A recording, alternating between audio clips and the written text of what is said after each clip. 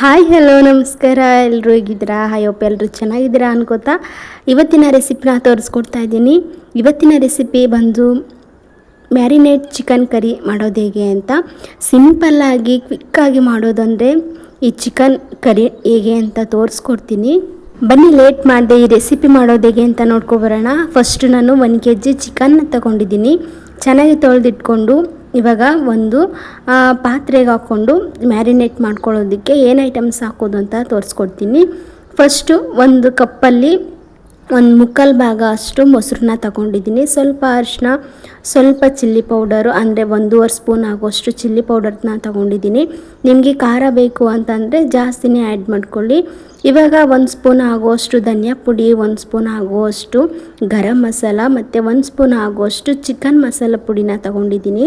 ಇವಾಗ ಇದಕ್ಕೆ 1/4 table spoon ಆಗುವಷ್ಟು ಪೆಪ್ಪರ್ ಪೌಡ್ರನ್ನ ತಗೊಂಡಿದ್ದೀನಿ.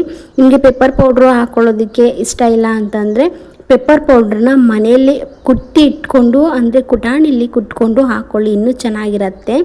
ಅದು ಬಾಯಿಗೆ ಮೆಣಸು ಸಿಕ್ಕುವಾಗ ಅದ್ರ ಫ್ಲೇವರ್ ಚೆನ್ನಾಗಿರುತ್ತೆ. ಇವಾಗ ನಾನು ಶುಂಠಿ ಬೆಳ್ಳುಳ್ಳಿ ಪೇಸ್ಟ್ನ ನಾನೇ ಕುಟಾಣಿಲಿ ಕುಟ್ಕೊಂಡು ಜಜ್ಜಿಟ್ಕೊಂಡು ಸೇರಿಸ್ಕೊತಾ ಇದ್ದೀನಿ.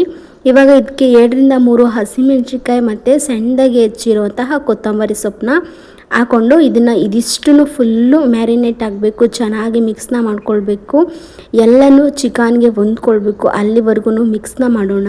ನಿಮಗೆ ಈ ಥರ ಐಟಮ್ನ ಎಲ್ಲ ಹಾಕಿ ಮಿಕ್ಸ್ ಮಾಡೋದಕ್ಕೆ ಕಷ್ಟ ಆಗುತ್ತೆ ಅಂದರೆ ಫಸ್ಟೇ ಈ ಥರ ಮಸಾಲೆನ ಮಿಕ್ಸ್ ಮಾಡಿಕೊಂಡು ಆಮೇಲೆ ಚಿಕನ್ನ ಸೇರಿಸ್ಕೊಂಡು ಮ್ಯಾರಿನೇಟ್ ಕೂಡ ಮಾಡ್ಕೊಳ್ಬೋದು.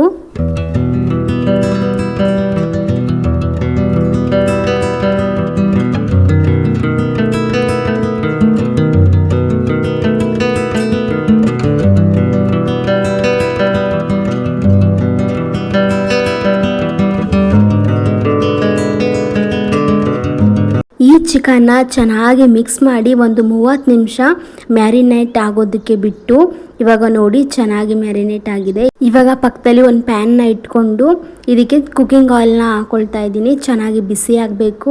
ಅಲ್ಲಿವರೆಗೂ ಒಂದು 2 ನಿಮಿಷ ಬಿಸಿ ಆದಮೇಲೆ ಕುಕ್ಕಿಂಗ್ ಆಯಿಲ್ ಜೊತೆಗೆ ನಾವು ಏನು ಮ್ಯಾರಿನೇಟ್ ಮಾಡಿ ಒಂದು ಅರ್ಧ ನಿಮಿಷ ಎಲ್ಲನೂ ಚಿಕನ್ಗೆ ಮಸಾಲೆ ಹೊಂದ್ಕೊಳ್ಳೋ ಥರ ಆಗಿತ್ತು.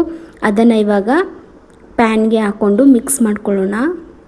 ಇವಾಗ ಚಿಕನ್ ಹಾಕೊಂಡ್ಮೇಲೆ ಕೈ ಬಿಡ್ದೇ ಒಂದು 5-10 ನಿಮಿಷ ಚೆನ್ನಾಗಿ ಮಿಕ್ಸ್ ಮಾಡ್ಕೊಳ್ಬೇಕು. ಕುಕ್ಕಿಂಗ್ ಆಯಿಲ್ಗೆ ಚಿಕನ್ ಹೊಂದ್ಕೊಳ್ಬೇಕು. ಅಲ್ಲಿವರೆಗೂ ಫ್ರೈ ಮಾಡ್ಕೊಳ್ಳೋಣ. ಯಾಕಂದರೆ ನಾವು ಕುಕ್ಕಿಂಗ್ ಆಯಿಲ್ಗೆ ಡೈರೆಕ್ಟ್ ಚಿಕನ್ ಹಾಕ್ಕೊಂಡಿರೋದ್ರಿಂದ ಅದು ತಳ ಹಿಡಿಯೋ ಚಾನ್ಸಸ್ ಇರುತ್ತೆ. ಸೊ ಹಾಗಾಗಿ ಒಂದು 5-10 ನಿಮಿಷ ಕೈ ಬಿಡ್ದೇ ಮಿಕ್ಸ್ ಮಾಡ್ಕೊಳ್ಳಿ. ಇವಾಗ 1.5 ಸ್ಪೂನ್ ಆಗುವಷ್ಟು ಸಣ್ಣ ಪುಡಿ ಉಪ್ಪನ್ನು ಹಾಕ್ಕೊಂಡಿದ್ದೀನಿ. ರುಚಿಗೆ ತಕ್ಕಷ್ಟು ನಿಮಗೆ ಎಷ್ಟು ಬೇಕೋ ರುಚಿಗೆ ತಕ್ಕಷ್ಟು ಉಪ್ಪನ್ನ ಸೇರಿಸ್ಕೊಂಡು ಇದನ್ನು ಕೂಡ ಮಿಕ್ಸ್ ಮಾಡ್ಕೊಳ್ಳಿ.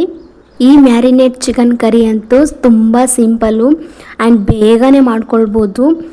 ಏನಾದರೂ ಬೇಗ ಹೊಟ್ಟೆ ಹಸಿವಾಗ್ತಿದೆ, ಏನಾದರೂ ಪಟ್ಟಂತ ಮಾಡ್ಕೊಂಡು ತಿನ್ನಬೇಕು ಅಂತಂದಾಗ ಈ ಥರ ಚಿಕನ್ ಇದ್ದರೆ ಸಾಕು, ಬೇಗನೆ ಮಾಡ್ಕೊಂಡು ತಿನ್ಬೋದು.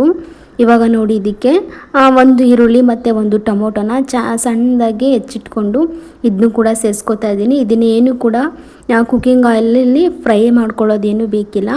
ಚಿಕನ್ ಜೊತೆ ಸೇರಿಸ್ಕೊಂಡ್ರೆ ಸಾಕು, ಚೆನ್ನಾಗಿ ಟೇಸ್ಟ್ ಇರುತ್ತೆ.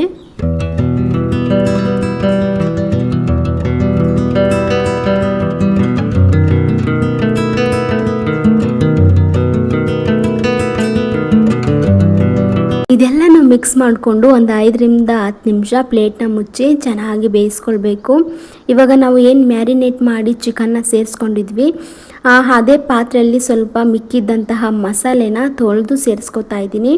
ಇದಿಷ್ಟೇ 1 ಗ್ಲಾಸಷ್ಟು ನೀರು ಹಾಕ್ಕೊಂಡ್ರೆ ಸಾಕು, ಜಾಸ್ತಿ ಏನು ಬೇಕಿಲ್ಲ. ಯಾಕಂದರೆ ಚಿಕನ್ ಕರಿ ಥರ ಮಾಡ್ಕೊಳ್ತಾ ಇರೋದ್ರಿಂದ ನಮಗೆ ಜಾಸ್ತಿ ನೀರನ್ನ ಆ್ಯಡ್ ಮಾಡ್ಕೊಳ್ಳೋದೇನು ಬೇಕಿಲ್ಲ. ಈ ಮ್ಯಾರಿನೇಟ್ ಚಿಕನ್ ಕರಿ ಅಂತೂ ಬಿಸಿ ಇಡ್ಲಿಗೆ ಅಂತೂ ತುಂಬಾ ಸಖತ್ತಾಗಿ ಟೇಸ್ಟಾಗಿರುತ್ತೆ. ಒಂದ್ಸಲ ಟ್ರೈ ಮಾಡಿ. ಈ ರೆಸಿಪಿ ನಿಮ್ಮ ಮನೇಲಿ ಹೇಗೆ ಬಂತು ಅಂತ ಕಮೆಂಟ್ ಬಾಕ್ಸಲ್ಲಿ ಕಮೆಂಟ್ ಮಾಡಿ. ಇವಾಗ ಇದಕ್ಕೆ 1 ಟೇಬಲ್ ಸ್ಪೂನ್ ಆಗುವಷ್ಟು ಮಟನ್ ಮಸಾಲೆನ ಸೇರಿಸ್ಕೊತಾ ಇದ್ದೀನಿ. ಯಾಕಂದರೆ ಇದು ಫ್ಲೇವರ್ಗೋಸ್ಕರ ಅಷ್ಟೇ. ನಿಮಗೆ ಮಟನ್ ಮಸಾಲೆ ಇಲ್ಲ ಅಂದರೆ ಬೇಕಾದರೆ ಸ್ಕಿಪ್ ಮಾಡ್ಬೋದು. ನಿಂಬೆಹಣ್ಣಿದೆ, ಲೆಮನ್ ಇದೆ ಅಂತಂದರೆ ಒಂದು ಅರ್ಧ ಹೋಳು ಲೆಮನ್ನ ಸೇರಿಸ್ಕೊಳ್ಳಿ. ನೋಡಿದ್ರಲ್ಲ, ಇಷ್ಟೇ ಸಿಂಪಲ್ಲಾಗಿ ಚಿಕನ್ ಮ್ಯಾರಿನೇಟ್ ಕರಿ ಬೇಗನೆ ರೆಡಿ ಆಯಿತು. ನಾನು ಬಿಸಿ ರೈಸ್ಗೆ ಸರ್ವ್ ಮಾಡ್ಕೋತಾ ಇದ್ದೀನಿ. ಬಿಸಿ ರೈಸ್ಗೆ ಸೂಪರಾಗಿ ಇರುತ್ತೆ. ಒಂದ್ಸಲ ಟ್ರೈ ಮಾಡಿ. ಪರೋಟಗೂ ಕೂಡ ತುಂಬಾ ಚೆನ್ನಾಗಿರುತ್ತೆ. ನೋಡಿದ್ರಲ್ಲ ಈ ಹೊಸ ರೆಸಿಪಿನ. ನಿಮ್ಗೇನಾದರೂ ಇಷ್ಟ ಆಯಿತು ಅಂತ ಅಂದರೆ ಹೊಸಬ್ರಾಗಿದ್ದರೆ ಫಸ್ಟ್ ಟೈಮ್ ನನ್ನ ಚಾನಲ್ನ ನೋಡ್ತಾ ಇದ್ದರೆ ಸಬ್ಸ್ಕ್ರೈಬ್ ಮಾಡ್ಕೊಂಡು ನೋಡಿ. ಹಾಗೆ ಫ್ರೆಂಡ್ಸು ಫ್ಯಾಮಿಲೀಸ್ಗೂ ಕೂಡ ಶೇರ್ ಮಾಡಿ. Thanks for watching. ಸಿಗೋಣ ಮುಂದಿನ ವಿಡಿಯೋದಲ್ಲಿ.